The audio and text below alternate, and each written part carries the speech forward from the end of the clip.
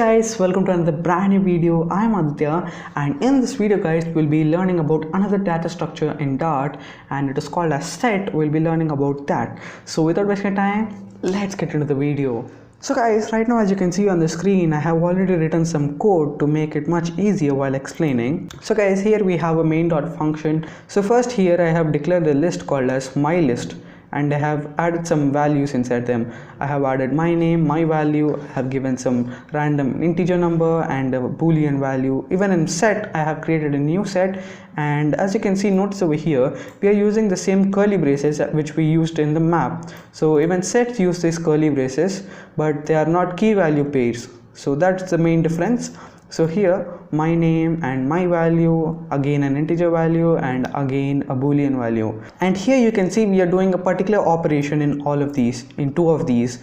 That is, we are adding an element, and here to the list we are adding the same item, the same string item which is already present inside it, and to the set also we are adding the same item which is already present in it. Let's run this program and check it. And here we must see, and I think mostly we should get an error, or it should actually not do anything.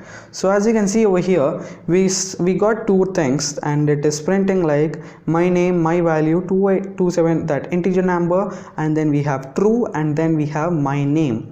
So this function was successfully executed. And here when we come to the set, as you can see, you can differentiate between these two output using these curly braces and the square brackets.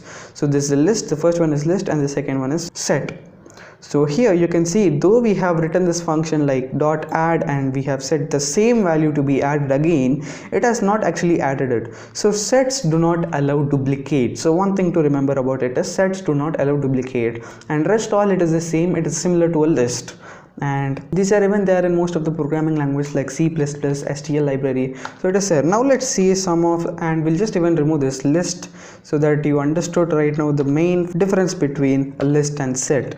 And we'll write set dot, and here it should give us some functions.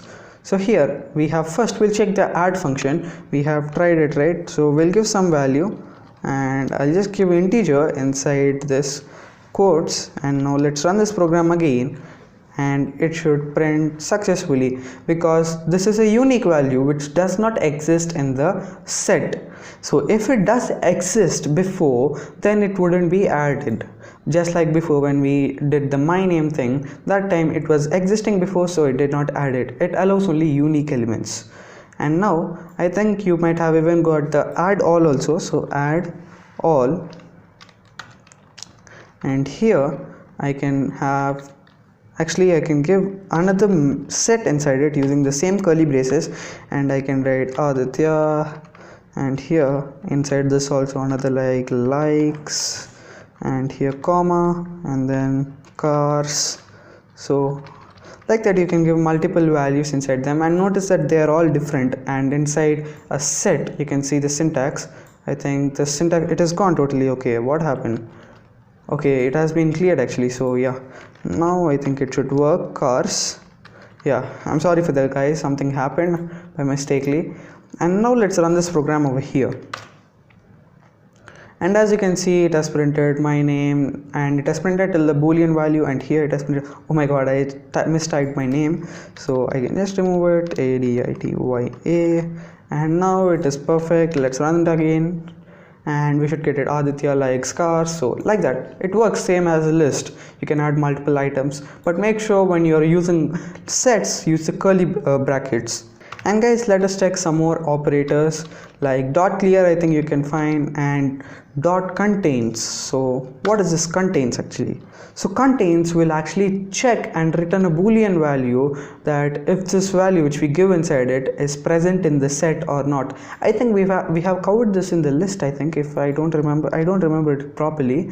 So now we'll again check it, and it should mostly give some boolean value for us. And as you can see, okay, we have to print it, I think. So print. So guys, as you can see, we got true. So this function method, or this thing which is my set dot contains, and we have inside that we have given a value called as my value, and here it is already existing over here, and we gave it over here, and we are printing the output, which is a boolean value, which it is actually returning. The function dot contains is returning, and we are getting it as true, so it does exist. Now if you're confused, you can watch the video again, or I'll just give a documentation to the Dart so that you can explore more and more kind of these methods. So let's explore some more methods. Print, okay, we'll write my set, so set dot, and here somewhat I think you can understand clear, it will remove all the clear, and here we have difference element, and these all are actually arrow function types. So here we have first, so let us check this. I think we have not seen this in list. I think maybe it is there, and actually we must print it also. This one is also actually a variable, member variable, so we call that member variable. So and control, press enter, and it should print my name. So this is the first element inside the set, you can see, and it is printing that. So guys, let's see some more kind of functions which we can do. That is my set, I'll just write my set dot, and here we have clear. I think you might have understood clear, and we'll check the at element. So we'll use that, and we'll write 0, press enter, and then open the new terminal and press enter, and it should give us the first element. So it is just like indexing operator what we use. So we cannot actually use the square bracket operator because that's only specific to list. If we want, we can actually declare that operator, but that's totally advanced. If I use like this, is set, and here I give 0, it will actually give me some error saying that it is not defined. So the operator square brackets isn't defined for the type set dynamic. Try defining the operator square brackets. So we must actually declare it. Actually they did not declare it for us because it doesn't make any sense, because set is totally a different thing. Now let us go and check some other functions. So my set dot, so we still did not come to these arrow functions. Most of them are arrow functions, as you can see. Most of them like contains all and iterable objects, first where, and followed by for each, is empty and is not empty, iterator, last. So we'll check this last where. Okay, so these all are actually very big, and length. So we actually did not cover arrow functions. So if we cover them, then it would be much easier. If you're from JavaScript, you could have understood right now what exactly is an arrow function, and you can just execute same as JavaScript how you do that. So I can just write dot main dot, and here, so length, we must print it.